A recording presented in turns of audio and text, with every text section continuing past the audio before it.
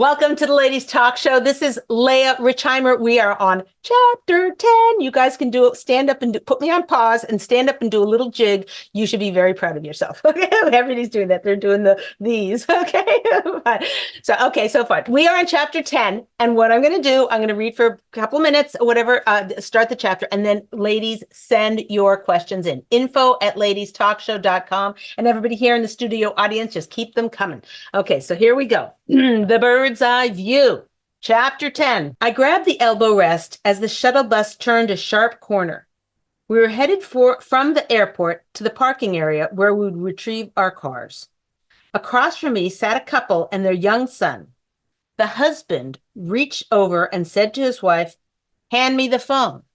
She answered in a jarring tone, "What on earth do you need that for?" He just continued holding out his hand until she gave it to him. "Hello, this is the Grants. Please bring your car to the front," he said to the valet and handed the phone back. "You didn't need to call," she said with surprising animosity. "That was a total waste." Actually, the guy said, if we called from the shuttle, we wouldn't have to wait. The man startled me by raising his eyebrows at me for acknowledgement that he was right. Embarrassed, I pretended not to notice. "Well, that's ridiculous," she snapped, putting the phone back into her oversized purse. The man then turned to his young son and said, "Buckle your seatbelt."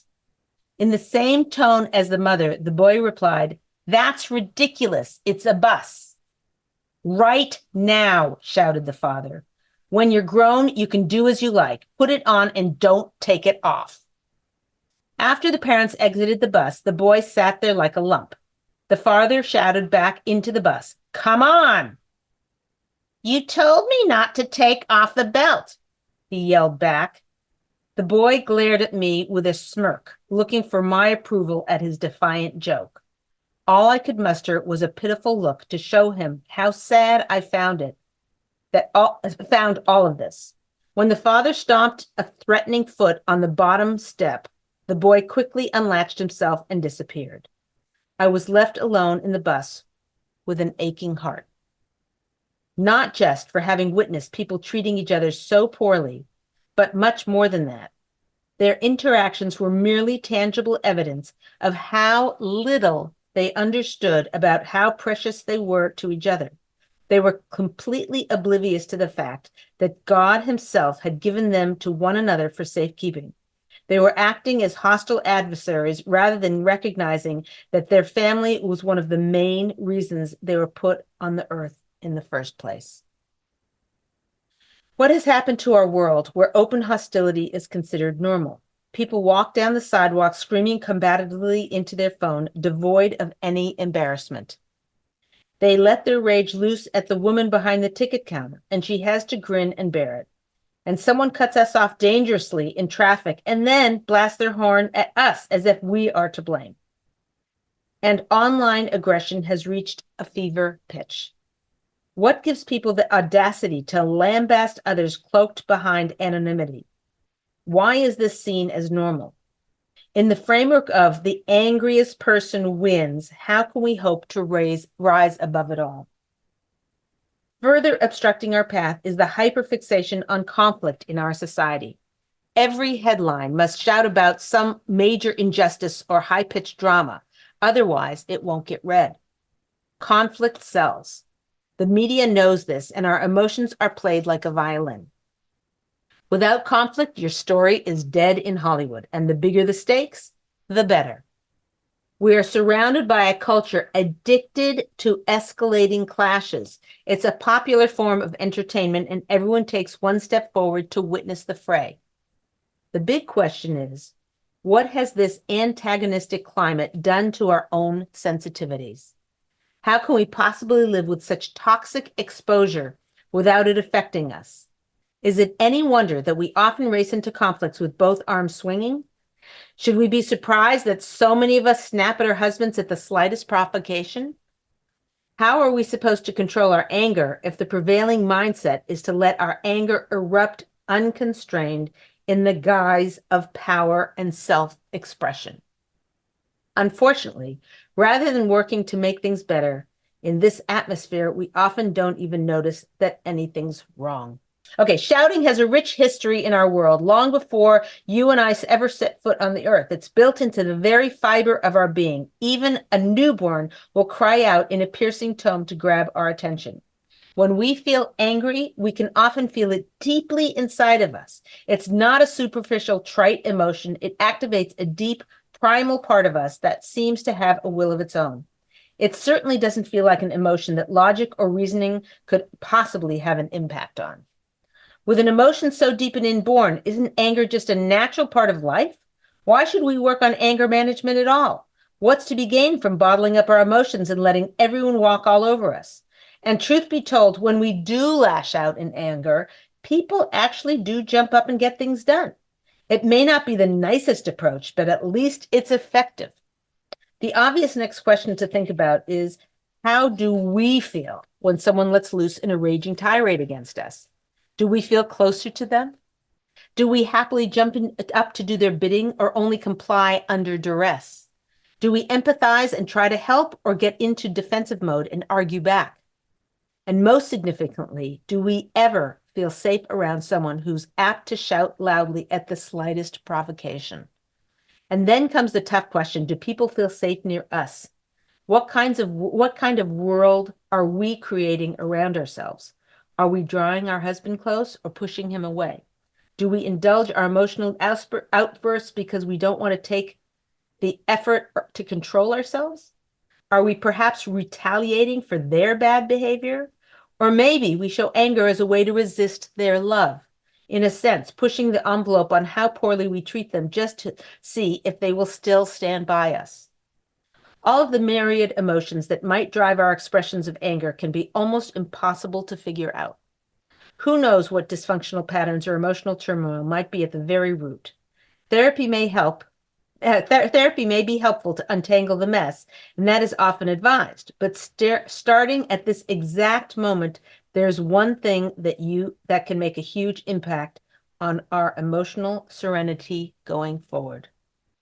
That is to make an internal commitment to yourself that you're going to work to improve your anger management skills starting right now. That you want your husband to feel closer to you. That you don't want to have that awful feeling when you lose control of what is coming out of your mouth.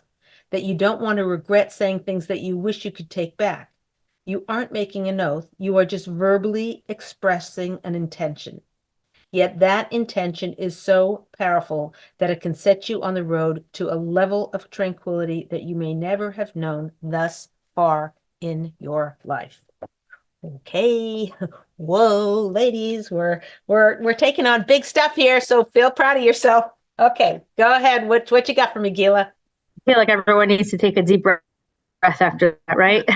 Deep breath. Everybody deep breath. Okay. Okay, so the first question coming in is from Sarah, and she asks, my husband and I seem to be having frequent arguments, and they often escalate due to his anger outbursts. How can we work on de-escalating conflicts and improving our communication? I love escalate, how you say escalate. Escalate. Yeah, you said escalate, like you're going up the escalator. Anyway, okay. So we don't want it, we want to go down the escalator. Anyway, okay, so here's the thing.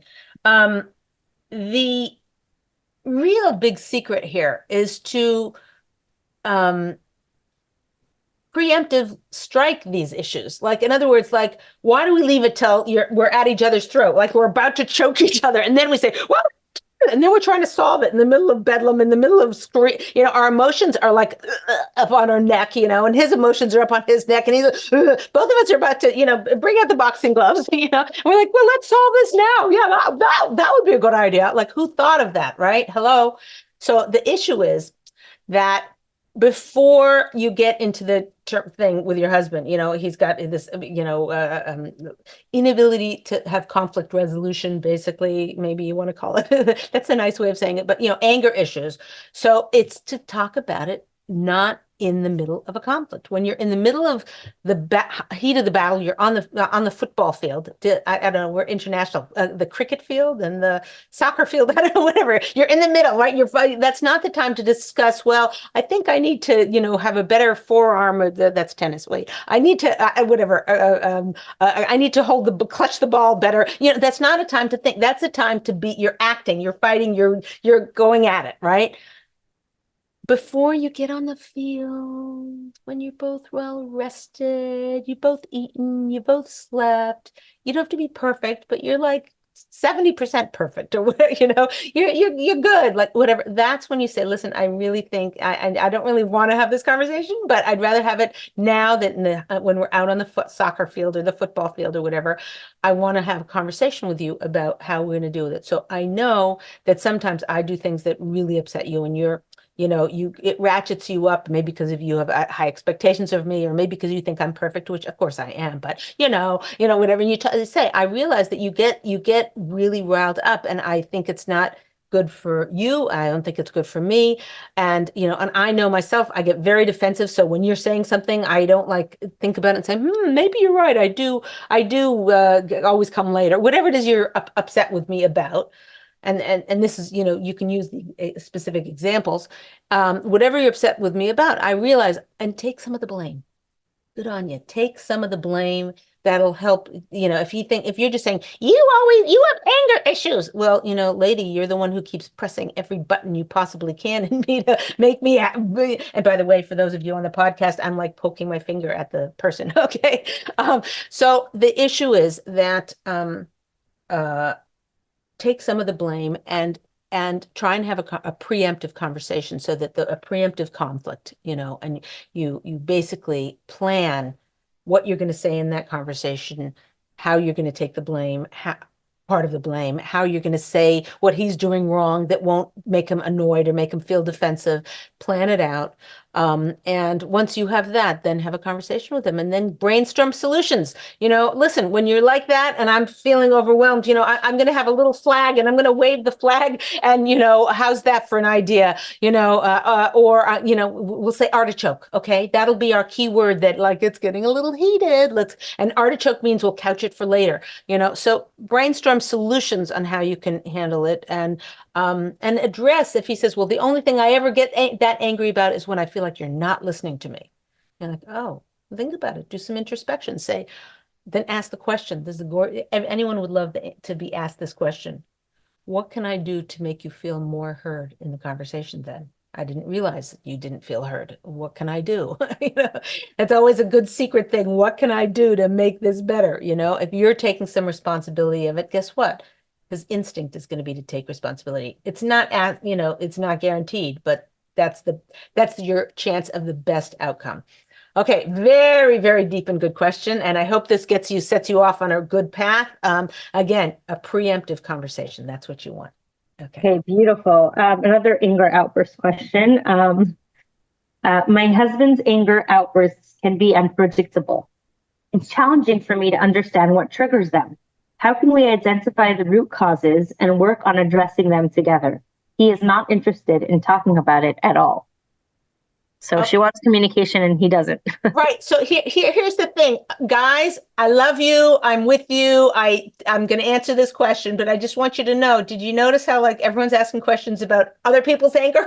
This chapter is about our anger, us, me, introspection, looking in yourself and seeing what can you do to manage your own anger. So that's where you need to go with this. So I answered the prior thing about having a preemptive conversation, the same answer here, preemptive conversation. And she says he's not even interested. Well, I'll tell you the number one way to help somebody with their anger issue is to work on your own. Now, let's say you're a perfect angel and I never raise my voice and nothing ever upsets me. And they just, tore down, they just took all the challah that I made and they brought it outside and played in the mud with it in the backyard, and have to start again. And it's Friday afternoon and it's almost candlelighting, okay, so fine. I never get mad. So if that's you, fantastic. Then, I doubt a person's like that. And I doubt that their husband wouldn't grow to be more that way, if they were that way. So Here's the take-home message. The take-home message is to find in your life, to just do, an inventory of your life. Like, when do you have anger outbursts? Is it every night at 4:30 or 5:30 or 6, when your husband walks through the door, or when the kids come home and, everything's flying? There's no minute to even think. It's like it just one thing after the other. This one needs this, that one that, this one this, then a phone call, then a this, then, like that. That's our life. Welcome to our life, okay? So the issue is that in that situation, is that where your anger is coming, where you're feeling like this, or is it in the morning you wake up and you're just angry that you have to go to a job that you hate and whatever? Think about when you are lashing out and examine those issues. And then, for instance, if let's say it's 6:30, your husband walks in the door and you are so angry at you're snapping at everybody, you snap at your husband, welcome home, here's a baby, here, can you take out the trash? And whatever. I don't know what your life looks like, but I'm just saying, if that's your crunch time, if that's the time when your anger is rising up, then you need to make a better plan. You need to think about, what? My kids are going to, I know it costs a fortune to do whatever. Some schools don't have school lunches or whatever, and it's usually expensive and it's usually annoying and it's usually they don't eat it anyhow and whatever. But you know what?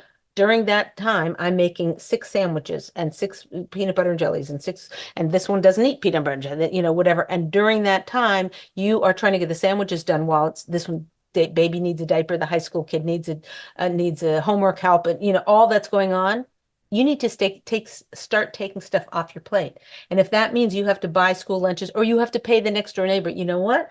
Your kids are all grown. You still have, 2 in high school. Can you make me 6 lunches every day? I'll pay you X amount of dollars. I'll bring the bread and the peanut butter. I don't know. Work it out, but take stuff off your plate. I know, for decades, somebody was cooking food for every baby that the town had in her neighborhood. She was always the one, whatever. And she's just frazzled. She has no business taking on such beautiful, beautiful chesed when she's lashing out and angry at everybody in her home and not taking care of her husband. So this isn't answering specifically her question, but I'm just saying how to look inward. Okay, so look inward, work on your own areas of anger or whatever. And regarding your husband, even if you work on this, that will help your husband. And if your husband doesn't want to talk about it, maybe you can write him a letter and say, dear, husband, I understand you don't want to talk about this, but the anger issue is a little bit hard for me. I realize maybe I'm the one who brings it on. Maybe I'm pressing your buttons or triggering you. I'd love to know what those are. That's what I wanted to talk to you about it. But I hear if you don't want to talk about it, that's hard for me. But I will try to improve it. But I'm hoping that you'll also try and improve it. And maybe if it's okay with you, this letter will make you informed that if you are angering, what's the word I'm looking for? If you're outbursting or whatever, that I'm going to put a timeout, and then you'll know, that'll be your clue that this is hurting me and that this, it's not necessary. Like some of the communications you say when you're angry, you are correct. Your points are good. Even the language you use is good, but the tone of your voice hurts me. So the first 3, if you just did the first 3, I'd listen to you and I would be more on time or whatever it is that he was upset about. I'll try and comply as much as I can with what you're upset about if you can take away the upset. So again, this is the escalation. The escalation, right? Okay. Escalation. Escalation. Okay, go ahead, Gila. What you got? Okay, next question. My husband keeps making the same mistake, so even if I control my anger once, I know it's going to come up again and I'll fail. It makes me feel like, what's the point in changing my reaction when his action is the problem? For example, he insists on being in charge of the bills, yet never pays them. I've tried offering to help remind him, but he feels like I'm putting him down. What am I supposed to do? Totally good. You should never offer to be the policeman of your husband ever about anything. Don't be his alarm clock, waking him up for Shabbos. Don't tell him, oh, your shiur is now, it's time to go, Shabbos afternoon, whatever it is. Don't be your husband's alarm clock. They have these things. There's all kinds of electronics you can get that don't have Wi-Fi. Okay, that can make that happen. Even on Shabbos alarms that go off. Don't be his alarm clock, and that's especially the case in for paying the bills. I'm not quite sure how bad it is. Um, it sounds like he doesn't have a good system. Like a lot of things, you can just pay, give them your credit card, and it pays your electric bill every month, no matter what. And then you just have, then if he doesn't pay the credit card bill, then you're in trouble. But then you get an 18% charge on it, and that's just the way it is. And that's that's his accountability. So I don't know what's causing him to stop not pay the bills, and if it means that the lights are being turned out, or that your credit is getting bad, and that way you won't be able to get a mortgage on your house, or you won't be able to get at least a new lease on your car, or buy a car, or whatever. If there are a lot of serious ramifications to it, then you might need to get a third party involved. And that's very, very scary, because if you go to his RUV, he's going to be mad at you that you divulged his big secret of not being responsible. So that wouldn't be good. It could be that you go to an out of town RUV, or a RUV you had from seminary, and say, what should I do about this, and get guidance and help them walk you through, and maybe they can get on the phone with your husband.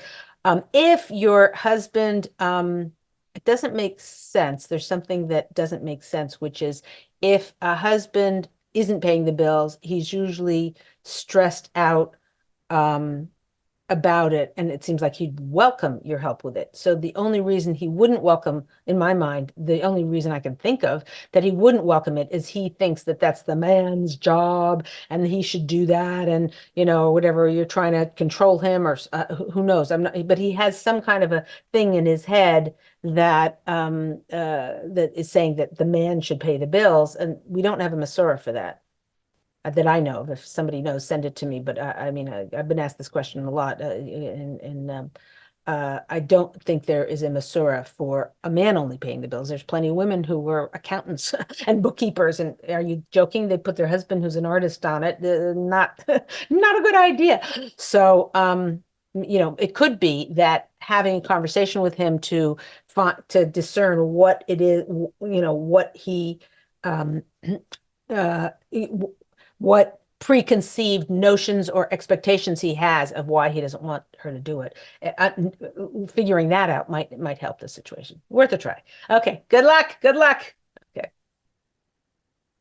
Okay. Last question that we have time for, and it's a woman who's taking accountability.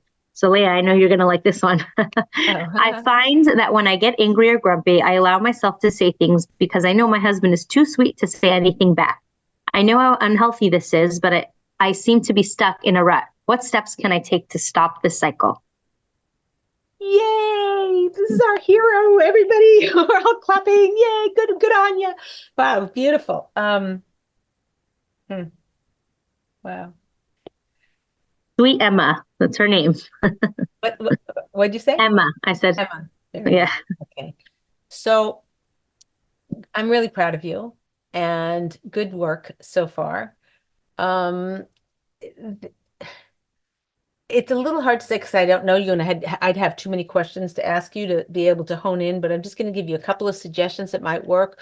One is that a lot of times people have dysfunctional patterns from their childhood. If you grew up in a house and your mother was always yelling, or your father was always yelling and letting it go and whatever, it's those kinds of patterns. The number one way to get on the other side of them is to recognize them, is to say, oh, it's true. I'm doing exactly what my mother did. I'm doing exactly what my dad, my aunt, my caregiver, my guardian, whoever it was, wherever you were living, whatever you're doing, I'm doing the exact same thing. So that recognition gives you a lot of strength to create yourself as you'd want to create yourself, rather than out of habit or out of mimicking somebody else who didn't do it right. So that's first of all. Second thing is that a lot of times people who scream a lot or yell or let their anger out are zero in touch with the damage it causes to themselves. Okay. They might think, damage to them. Okay, my husband, he's sweet, whatever, he'll get over it. The next day he won't even remember it. Wrong. Your husband, if you are letting it, lashing out and whatever, and he's so sweet, It means that, God forbid, he could get an ulcer from holding it in, or he could have acid. Does your husband check if your husband has acid reflux?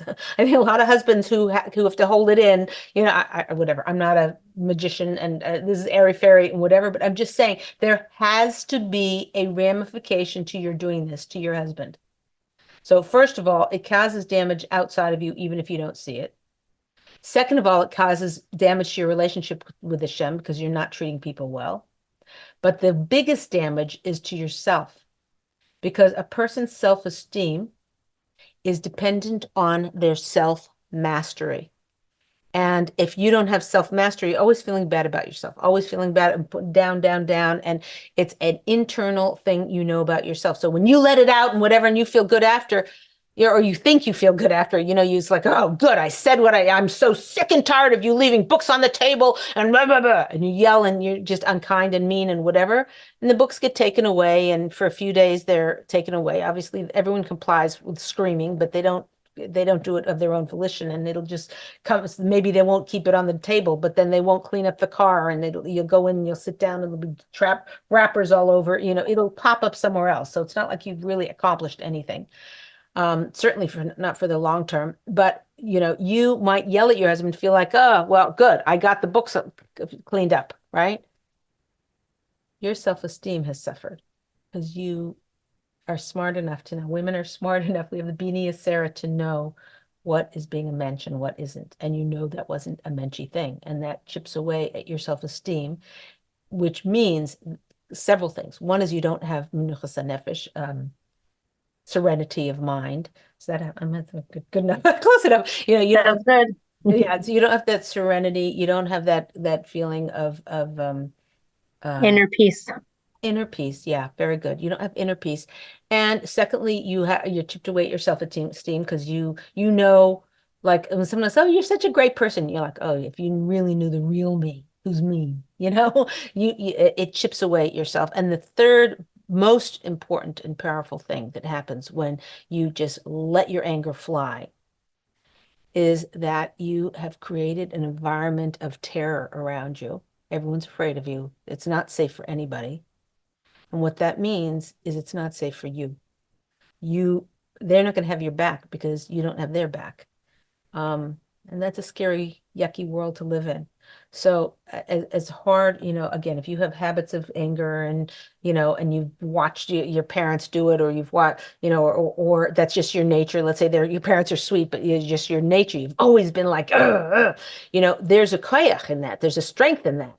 Use that strength for the right things. Use that to study more Torah. Use that to teach. Use that to clean your house better. You can use that strength, but to use it to damage other people damages yourself. And this, we are taught, our Masorah, 3,000-year-old, it's a year-old bulletproof track record of success in how to become the best person you can be, how to maximize your potential, how to reach your shleimus, your perfection. And that's to manage your anger. So if you have that in your life, bump it up to the top, one of the top priorities in your life. The top priority is taking care of your husband, as we've discussed many times. I know it's politically incorrect. It's for your happiness.